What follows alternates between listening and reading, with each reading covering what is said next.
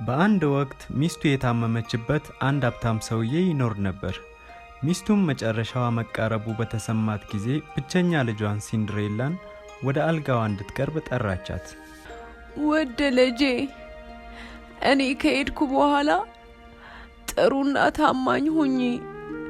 እግዚአብሔር ሁልጊዜ ይንከባከብሻል። እኔም ከሰማይ ሆኜ አይሻለሁ፣ ካንቺ ጋር እሆናለሁ አለቻት።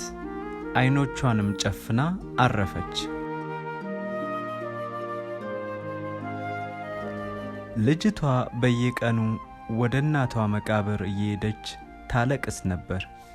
የሲንድሬላ አባት ለሥራ ብዙ ይጓዝ ስለነበር ሲንድሬላን የምትንከባከብለትን ሰው ለማግኘት ድጋሚ ለማግባት ወሰነ። 2 ወጣት ሴት ልጆች ያሏትን አንዲት መበለት አገባ። ሲንድሬላ ከክፉ የእንጀራ እናቷና ከማያዝኑ የእንጀራ እህቶቿ ጋር መኖር ጀመረች። ሲንድሬላንም በጣም ይጨቁኗት ነበር።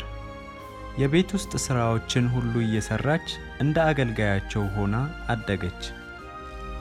አንድ ቀን ሲንድሬላ ወለሉን እየጠረገች ነበር። 2 እህቶቿ ሶፋ ላይ ተቀምጠው ፍራፍሬ ይበሉ ነበር። ከተመገቡ በኋላ አንደኛዋ እህቷ ልጣጩን ወለል ላይ ጣለችው። የእንጀራ እናቷም ወደ ሳሎን ገብታ ያልተጸዳውን ወለል አየች።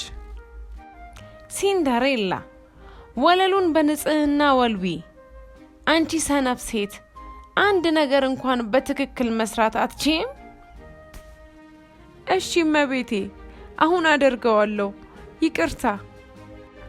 ሲንድሬላ ምግብ እንድታበስልና ሳህኖችን እንድታጥብ ትደረግ ነበር። የምበላውን ጥቂት ምግብ ማግኘት እችላለሁ እመቤቴ? እኛ ከጨረስን በኋላ የተረፈውን መብላት ትችያለሽ። ሂጂና መጀመሪያ ሳህኖቹን እጠቢ። ሲንድሬላ ሳህኖቹን ሁሉ ሰብስባ አጠበቻቸው። በየምሽቱም ቆጥ ላይ እንድትተኛ ትደረግ ነበር። እያለቀሰችና በራብ ተኝታ ታድር ነበር። ትናንሽ አይጦችና ወፎች ሲንድሬላን አይተው አዘኑላትና ጓደኛሞች ሆኑ። አንድ ቀን ንጉሡ ትልቅ ግብዣ ለማድረግ ወሰነና በከተማው ያለውን ሰው ሁሉ ጠራ።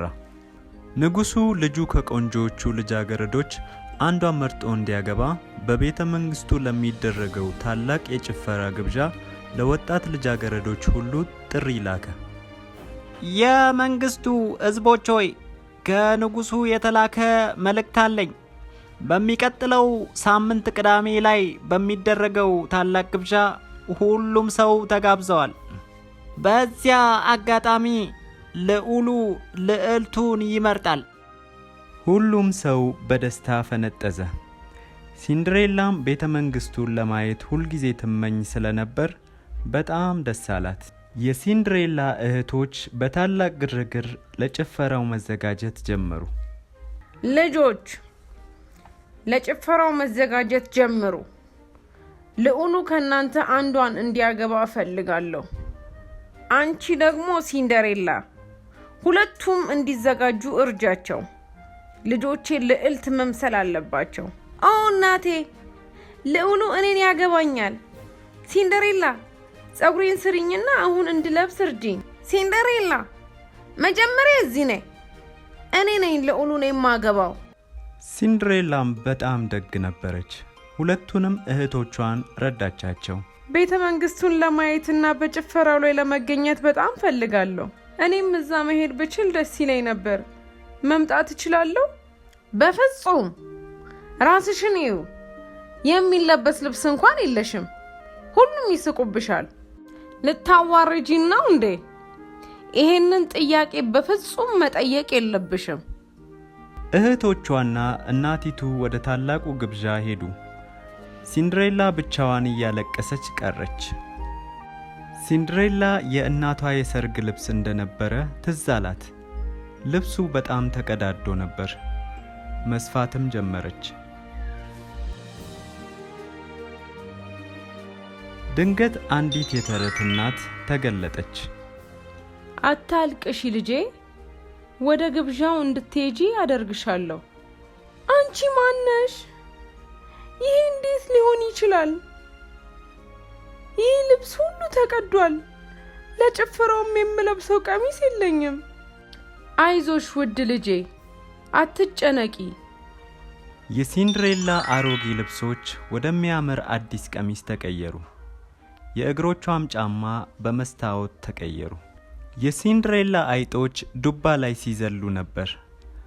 የተረት እናትም ዱባውን ወደ ሰረገላ ቀየረችው። አይጦቹም ሰረገላውን የሚጎትቱ ፈረሶች ሆኑ። ወፉም ነጂዋ ሆነ። ግን የተረት እናት፣ የእንጀራ እናቴና የእንጀራ እህቶቼ ድግሱ ላይ ስላሉ ካዩኝ ይናደዳሉ። አትጨነቂ፣ እነሱ እንዳያውቁሽ አደርጋለሁ። ኦ አመሰግናለሁ የተረት እናት፣ በጣም መልካም ሰው ነሽ። ግን ልጄ አስታውሺ፣ አስማቱ እስከ እኩለ ሌሊት ብቻ ነው የሚቆየው። እስከዚያ ድረስ ቤት መድረስ አለብሽ። እሺ የተረት እናት፣ እንዳልሽኝ አደርጋለሁ። ሲንድሬላም ወደ ግብዣው ቦታ አመራች። ወደ ጭፈራው አዳራሽ ስትገባ ሁሉም ሰው ወደ እሷ ዞሮ አያት። ቆንጆው ልዑልም ሲንድሬላን እንዳያት በመጀመሪያ እይታ በፍቅር ወደቀ። አንቺ ቆንጆ ሴት፣ ከአንቺ ጋር መደነስ እችላለሁ? አዎ ትችላለህ። ልዑሉ ከሌላ ሰው ጋር አልጨፈረም። አይኖቹን ከሲንድሬላ ላይ መንቀል አልቻለም። ሲንድሬላም ሌሊቱን ሙሉ ከልዑሉ ጋር ስትደንስ ሰዓቱ ወደ እኩለ ሌሊት እየተጠጋ መሆኑን ረስታው ነበር። ድንገት የተረት እናቷ ያለቻት ነገር ትዝ አላት።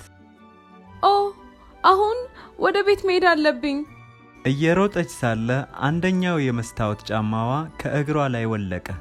ጫማዋንም ለመውሰድ ጊዜ ስላልነበራት በሰረገላዋ ውስጥ ገብታ በፍጥነት ሄደች። ልዑሉም ጫማዋን አየና በፍጥነት አነሳው። እኩለ ሌሊትም ደርሶ ስለነበር ሰረገላዋ ወደ ዱባ፣ ፈረሶቿም ደግሞ ወደ አይጥ ተቀየሩ። በመጨረሻም ሲንድሬላ ቤቷ ደረሰች። ልዑሉም ሲንድሬላን ድጋሚ ለማየት ስለጓጓ እሷን ለመፈለግ ከሰዎቹ ጋር ሄደ። ሁሉንም ቤቶች እያንኳኩ መጠየቅ ጀመሩ።